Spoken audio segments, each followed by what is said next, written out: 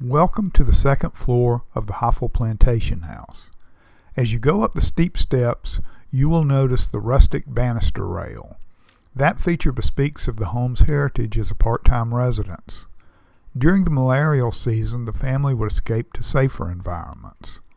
In the sitting area at the head of the stairs, you'll see a bookcase directly in front of you. On the bookcase, you'll see a leather folder containing pictures of family members. From the left are Gratz Dent, Miriam Gratz, Moses Cohen, and her granddaughter Frances O'Driscoll, who's holding Miriam Dent.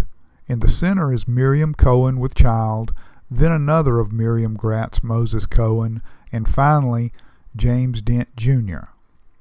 On the wall directly above the bookcase is an engraving of the Hofwyl School in Switzerland as it would have appeared in 1830.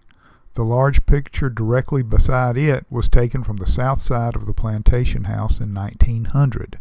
To your left you'll see a mahogany chest of drawers that dates to about 1830. Among the things displayed over it is a copy of James Troop Dent's parole from the end of the Civil War.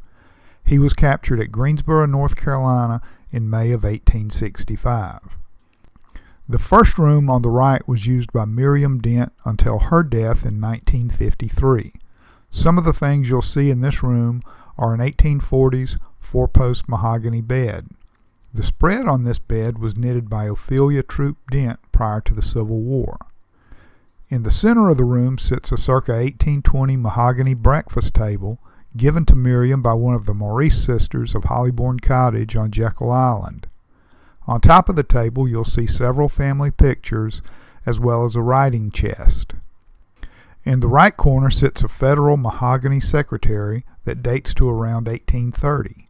It has a fold-down leather writing surface and two shelves with glazed doors. In the other corner is a mahogany demi-lune table, circa 1845. On this table rests a photograph taken of James Troop Dent when he was a small child prior to the Civil War. Some of the items on the mantelpiece include a daguerreotype of Miriam Cohen taken in the early 1850s, a miniature painting of Miriam Gratz Moses, later Cohen, and a photograph of James Troop Dent taken in New York. The next room is the master bedroom. The main feature in this large room is the circa 1790 Charleston rice bed. The long tapering leaves and the grain husks gracefully filling the sheaths is a classic example of Charleston bedpost carving. The bed takes its name from the carvings of the rice plant featured on its footboard. Hidden beneath the rice bed is a maple trundle from about 1800. Children would have slept on this bed at night, and during the daytime it would have been rolled back under the bed and out of the way. There are several 19th century cedar blanket chests displayed in the room and two chase lounges. A mahogany card table dates to 1850. On top of the card table is a lap desk said to have been made by George Dent while a student at Hofwyl in the 1830s. A mahogany Hepplewhite chest dates to 1845, topped by a shaving mirror from around 1810. Displayed above the mantel is a miniature of Miriam Gratz Moses Cohen done around 1836 by the important artist Thomas S. Officer. There's also a print of Joan of Arc, one of several representations of the saint located in the house. Beside the master bedroom is a small room which may have been an office.